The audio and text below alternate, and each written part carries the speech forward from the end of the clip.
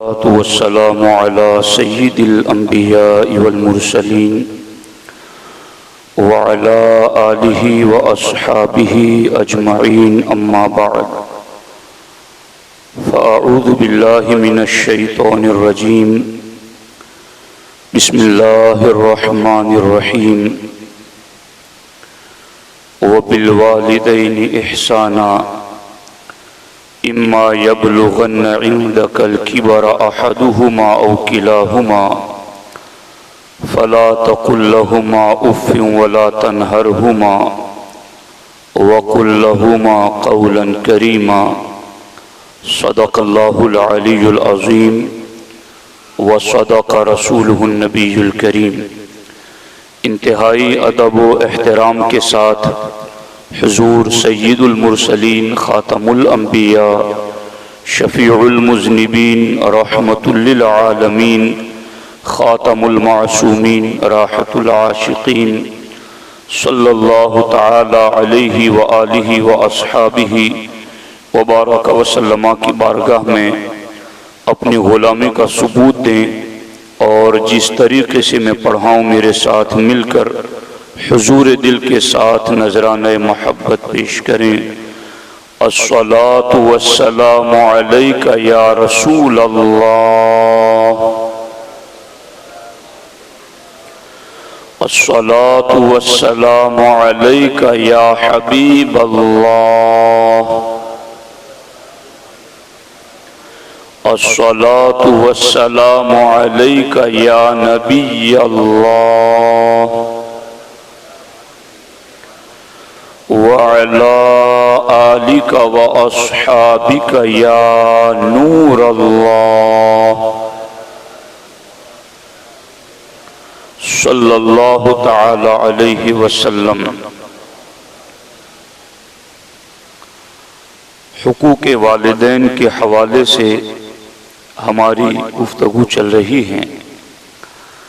اللہ کے رسول حضور سید عالم صلی اللہ تعالی علیہ وآلہ وسلم ارشاد فرماتے ہیں، جب کوئی نیکوکار اولاد اپنے والدین کی طرف ایک مرتبہ نظر رحمت سے دیکھے، کتب اللہ لہ بکل نظرۃ حجۃ مبرورۃ، تو اللہ جل شانہ ہر بار نظر رحمت کرنے پر ایک مقبول حج کا ثواب عطا فرماتا ہے۔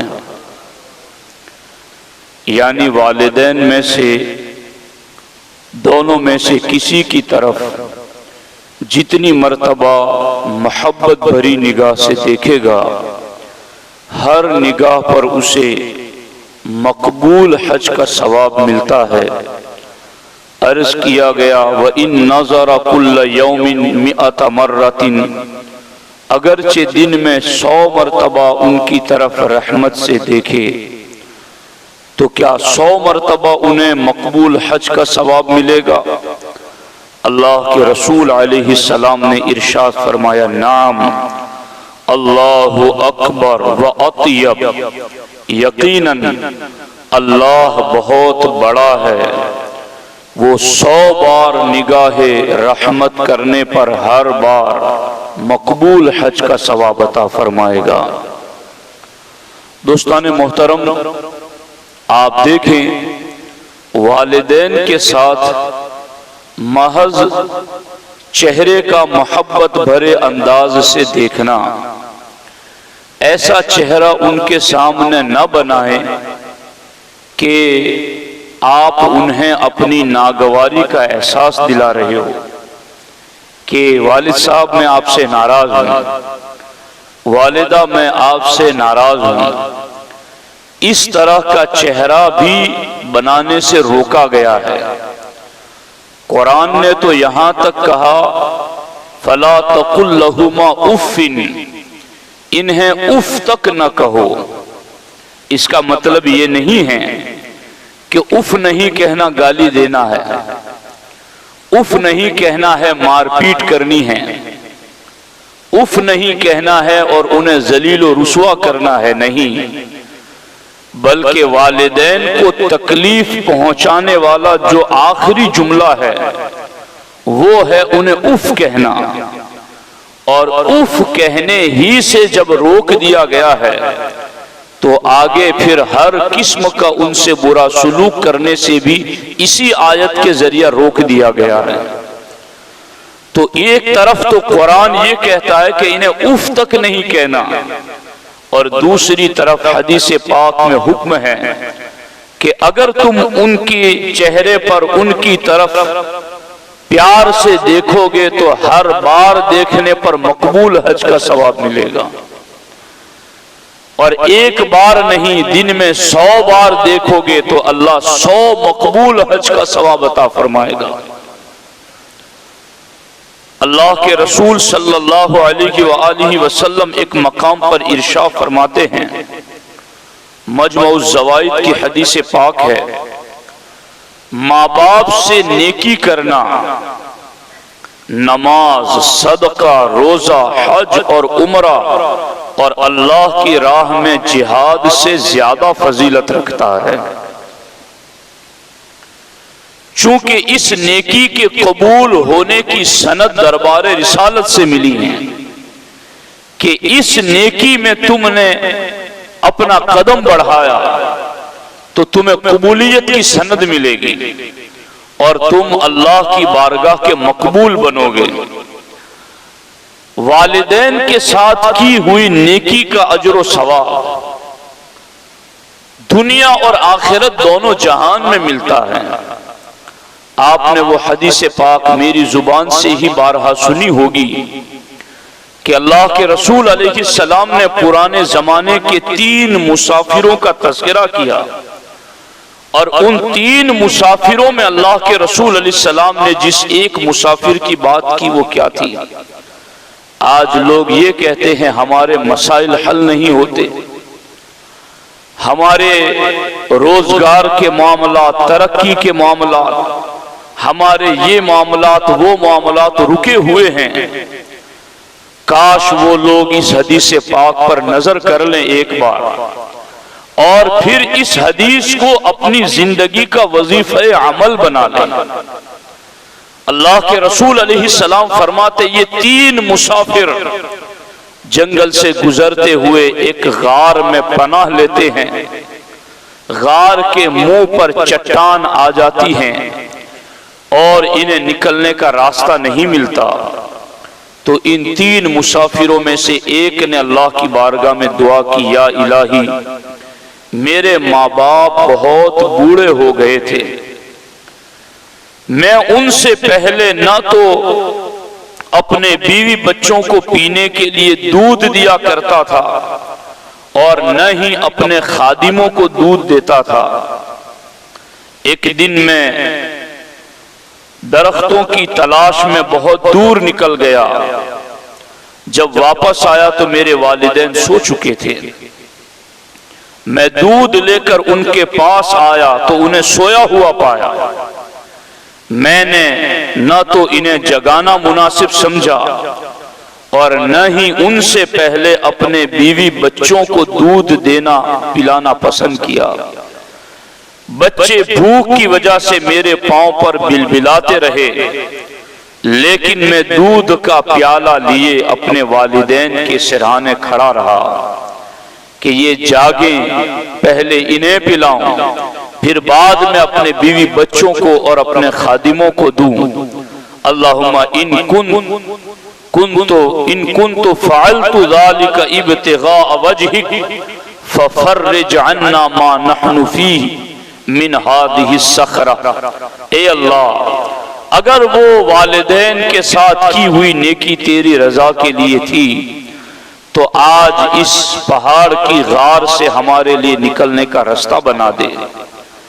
فانفرجت شیئا، جیسے ہی اس نے دعا کی تو وہ چٹان سرک گئی اور ان کے لیے نکلنے کا راستہ پیدا ہو گیا۔ میرے دوستو، آج ہماری بھی راہوں میں ایسے روڑے اٹکے ہوئے ہیں، آج ہمارے بھی ایسے کئی معاملات ہیں جو حل نہیں ہو رہے ہیں، تو کیا ہم وہ نبوی نسخہ اپنائیں گے جو اللہ کے رسول علیہ السلام نے بتایا؟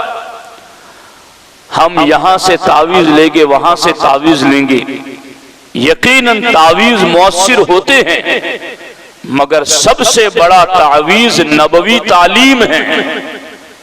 سب سے بڑا مؤثر والدین کے ساتھ حسن سلوک ہے۔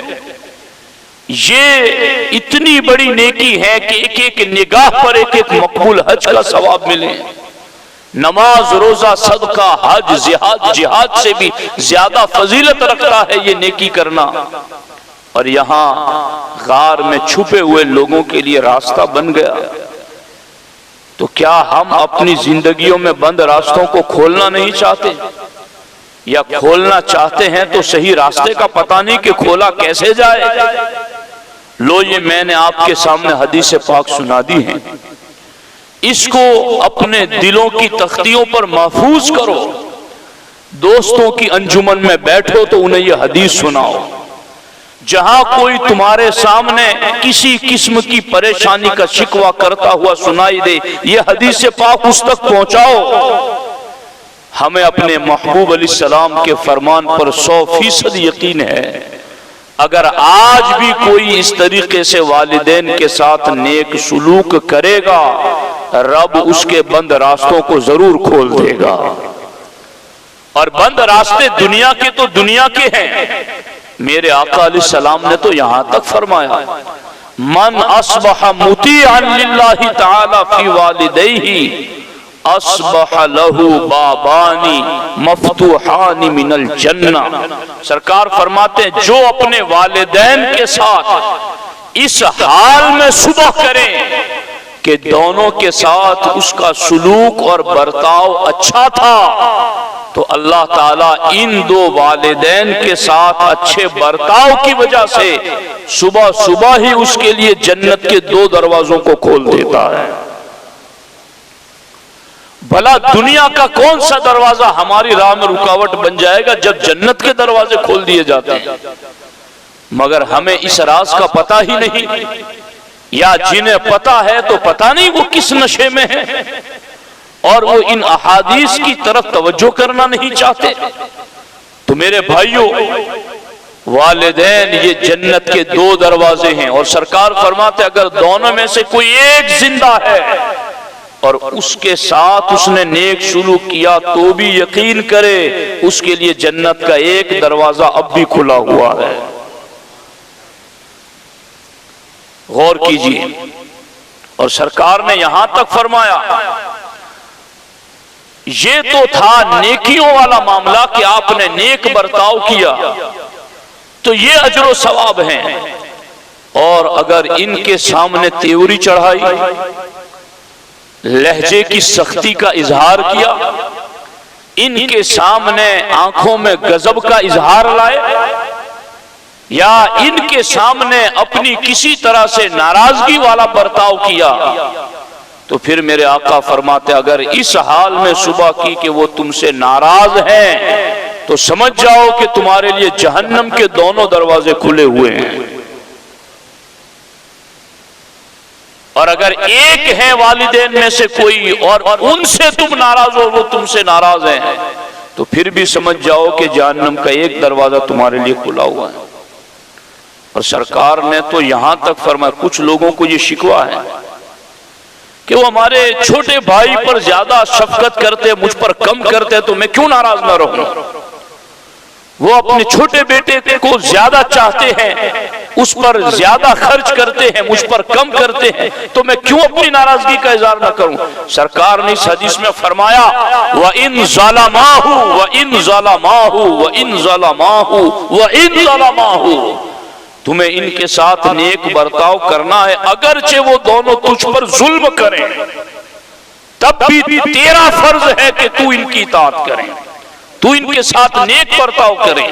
حکیم الامت مفتی احمد یار خان نعیمی اس وَإِن ظَلَمَاهُ کی تفسیر میں لکھتے ہیں ظلم سے مراد دنیاوی ناانصافی ہے، دینی گناہ مراد نہیں۔ مثلا ایک باپ اپنے بیٹوں میں سے ایک سے محبت کم کرتا ہے اور دوسری اولاد کو اس پر ترجیح دیتا ہے یا اسے کسی حق سے محروم کر دیتا ہے، مگر یہ مظلوم لڑکا ان کی خدمت ضرور کرے، اس کے عوض اللہ تعالی اسے مالا مال کر دے گا۔ آزما کر دیکھ لو، ماں باپ کی خدمت کبھی رائے گا نہیں جاتی۔ یہ ان کے الفاظ۔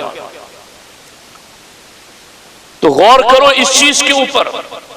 اب یہ تو تھا اطاعت کا معاملہ کہ اطاعت کرنی ہے، اپنے رویوں پر، اپنے طور طریقوں پر اور اپنے برتاؤ کے انداز پر غور کرو، بار بار غور کرو، کیا بولتے ہو، کیسے رہتے ہو، کیسا سلوک کرتے ہو۔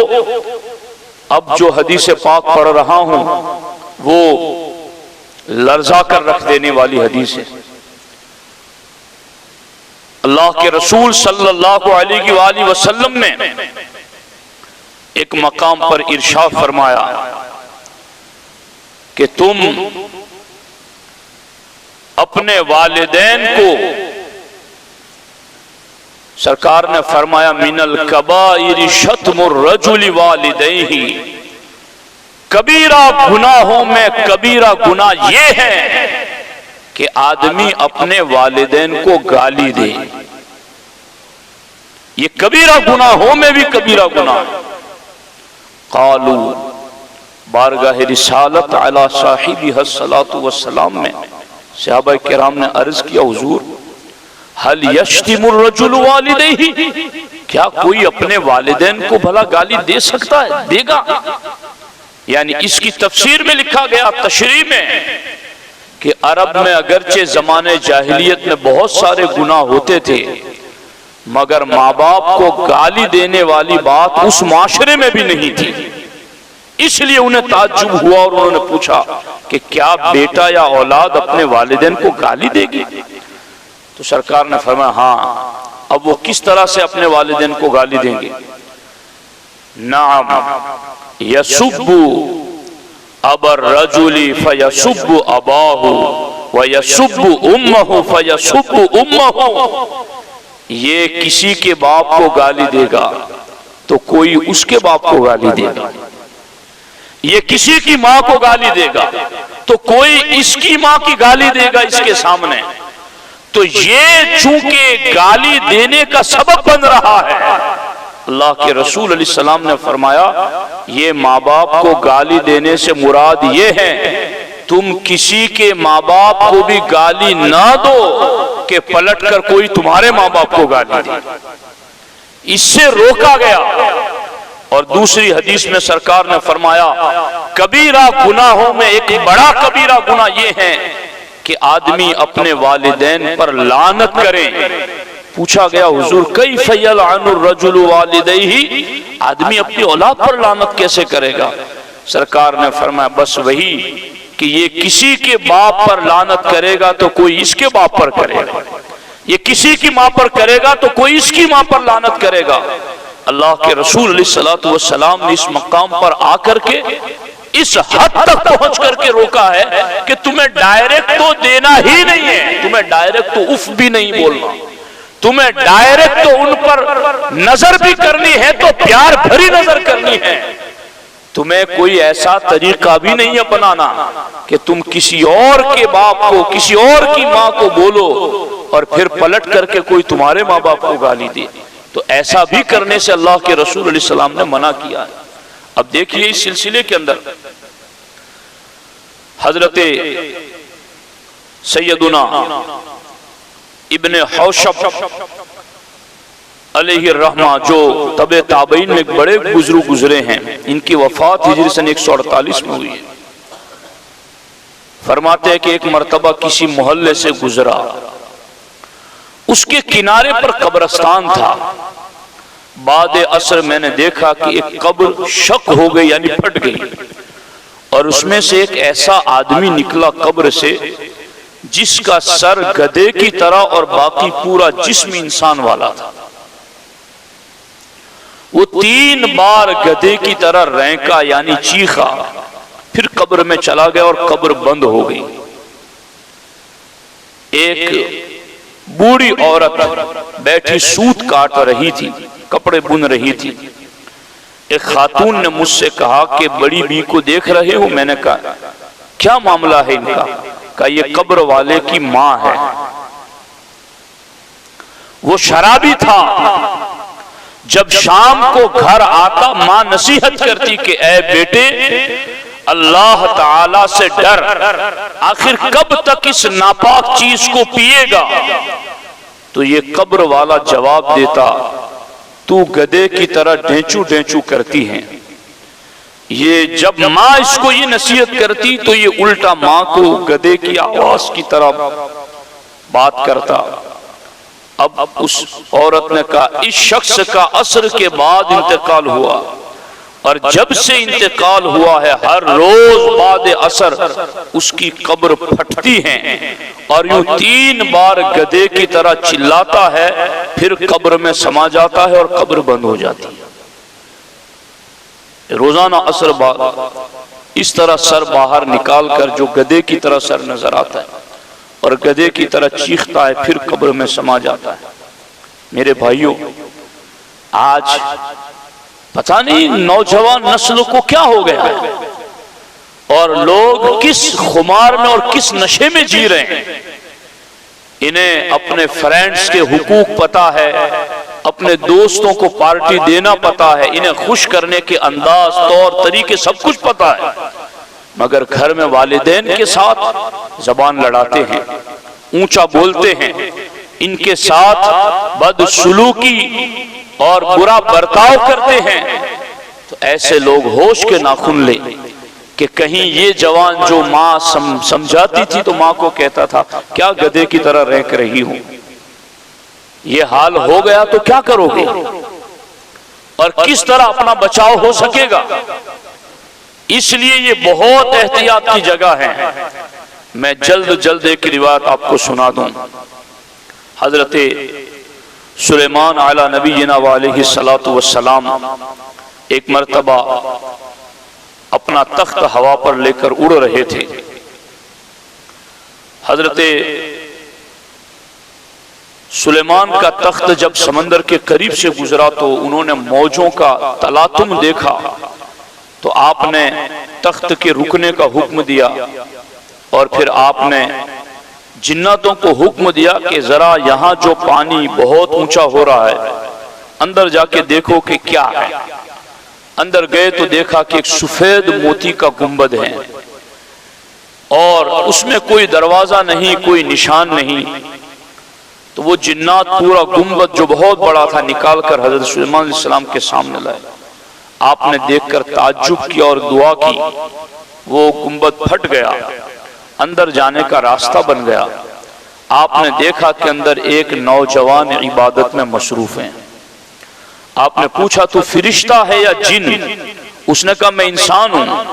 کہ یہ مرتبہ تمہیں کیسے ملا؟ اس نے کہا یہ مرتبہ مجھے اپنے والدین کی خدمت کے صلے میں ملا ہے۔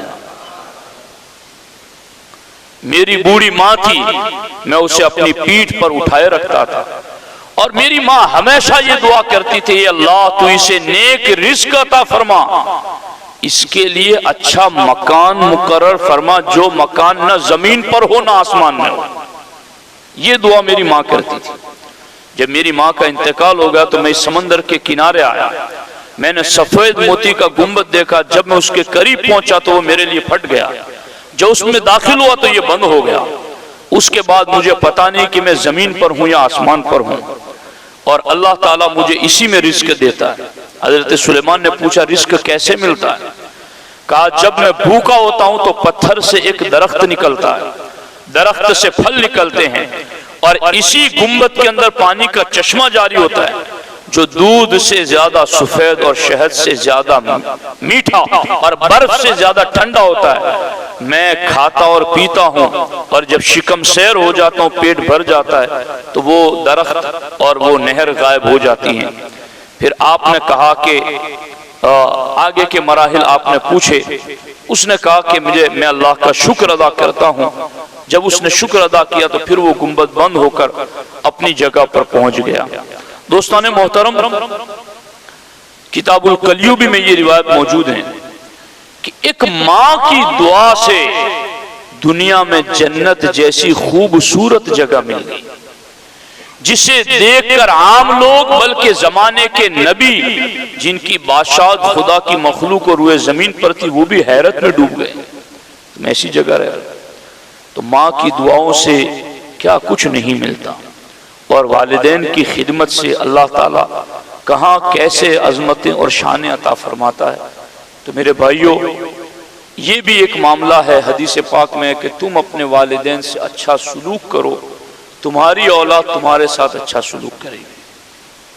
اس کو پلے باندھ لو، اور اگر کچھ کمی کوتاہی ہوئی ہے معافی طلب کرو ان سے، ان کو راضی کرو، اور اللہ کی بارگاہ میں بھی توبہ کرو۔